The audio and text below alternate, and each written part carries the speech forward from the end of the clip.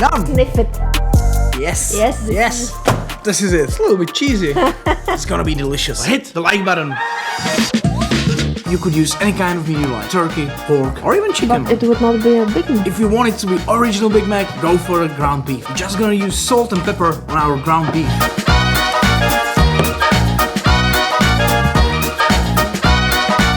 Big Mac, exactly. No one can really tell for sure what's in the Big Mac sauce. But we can try. So we're gonna need pickles, mustard, Yellow mustard, ketchup, mayo, onions, wine vinegar, salt, pepper, and dried garlic.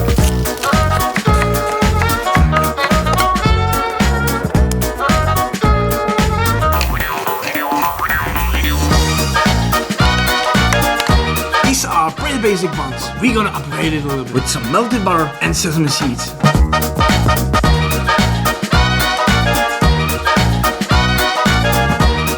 Let's prepare our veggies. We're gonna need iceberg lettuce, little gam lettuce, onions, and sliced pickles. Do the iceberg lettuce hack. Every single time.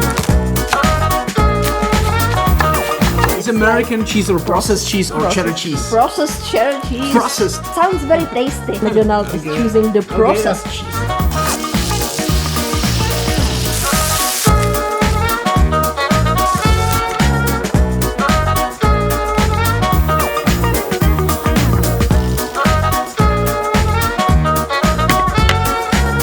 I hope you are not doing the upside down. So let's go.